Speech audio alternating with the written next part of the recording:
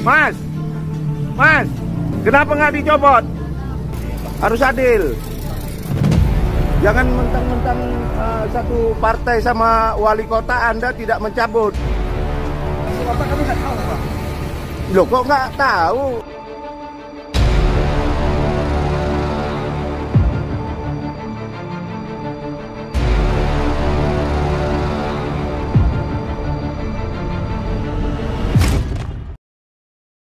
Nah, di sini akhirnya ketahuan ya, yaitu pencopotan baliho Ganjar ternyata di sini tidak merata dan juga tidak adil, dan bahkan di sini juga kepergok oleh masyarakat. Akankah di sini masyarakat yang akan turun ya, yang akan turun memantau setiap Satpol PP yang tidak adil, yaitu untuk mencopoti spanduk-spanduk di sini.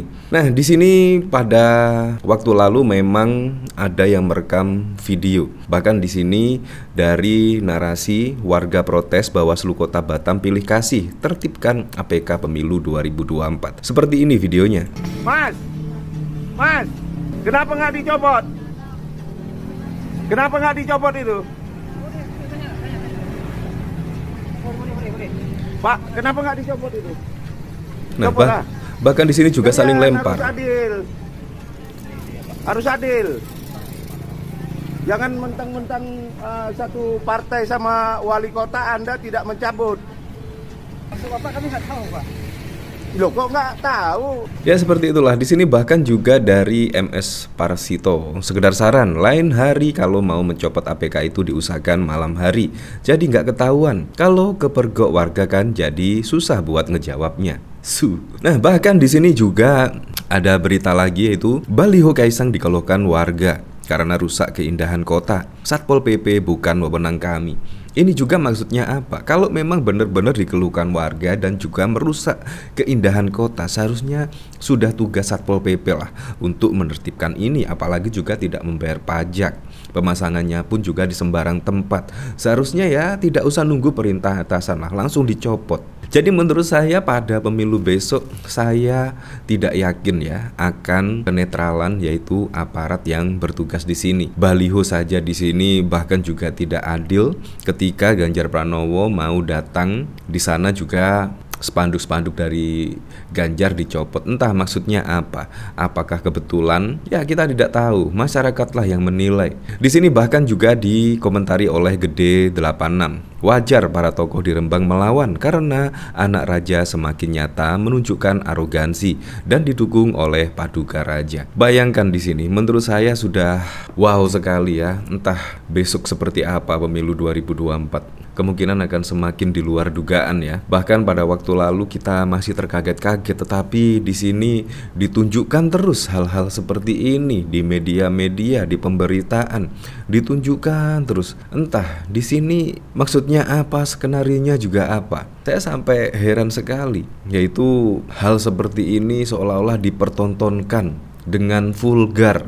Biasanya kan yang lebih halus gitu loh, yang lebih halus lah. Apalagi di sini masyarakat menyoroti hal seperti ini. Di sini bahkan juga setelah didukung bla bla dan lain sebagainya, nampak di sini Gibran semakin sombong. Wow, Gibran soal Pilpres 2024 saya yakin menang satu putaran. Sekarang pun dilantik juga nggak masalah, nggak usah ada pemilu kalau menurut saya. Semua juga menunjukkan kesan yang sama. Kayaknya tidak ada kenetralan menurut saya di sini. Apalagi kemarin setelah dinamika perpolitikan bla bla bla dan lain sebagainya, bahkan masyarakat Indonesia menyoroti hal tersebut. Tiba-tiba hasil survei Gibran dan Pak Prabowo malah mempunyai elektabilitas yang cukup tinggi. Ini juga maksudnya apa?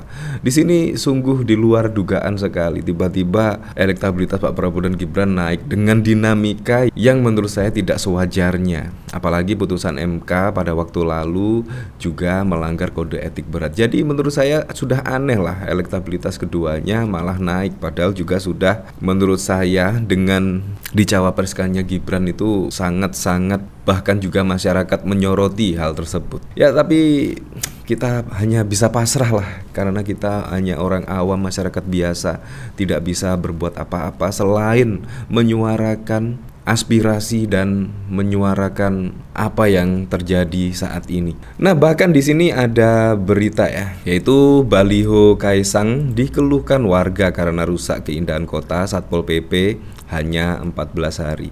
Ya semoga saja. Di sini bertebarannya baliho bergambar Ketua Umum Partai Solidaritas Indonesia PSI Kaisang Pangarep di sejumlah ruas jalan protokol di ibu kota dikeluhkan warga sebab baliho dipasang di tempat yang tidak semestinya sehingga mengganggu estetika atau keindahan kota. Apalagi baliho yang menampilkan wajah Kaisang dengan pose non formal itu berukuran besar dan terpampang di tempat-tempat yang mengarah langsung ke jalan raya dan mengganggu pandangan mata. Misalnya saja di Tanjung Duren, Jakarta Barat, jumlah baliho Kaisang berukuran besar berderet di sepanjang trotoar hingga mengundang kritik pengguna jalan pada Kamis 9 November.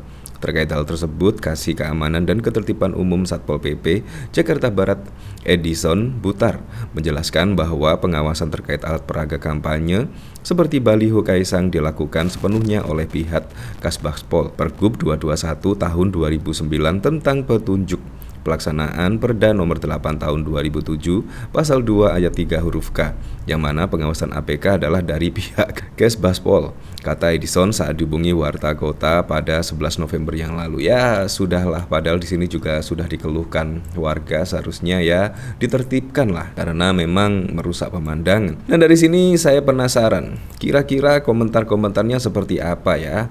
Karena pada waktu lalu juga rame diperbincangkan, yaitu baliho atau spanduk Ganjar dicopot, padahal juga akan ada kunjungan dari Ganjar Pranowo di situ. Nah, di sini yaitu Presiden LSM. Besok-besok jika Satpol PP menurunkan baliho, tidak boleh karena bukan kewenangan mereka. Barangkali itu domain Bawaslu.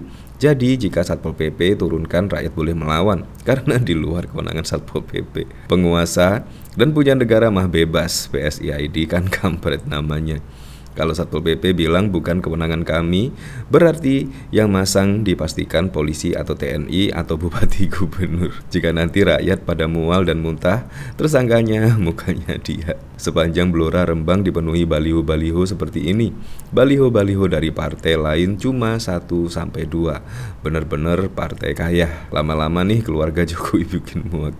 Colek PSI ID balihonya tuh. Nah, bahkan di sini yaitu dari berita ini, Gibran soal Pilpres 2024 saya yakin menang 1 putaran. Ya, gimana menurut Anda? Ada berita seperti ini, yakin menang 1 putaran? Saat ini Anda juga sudah menang lah. Menurut saya sudahlah, dilantik aja, nggak usah ada pemilu ya.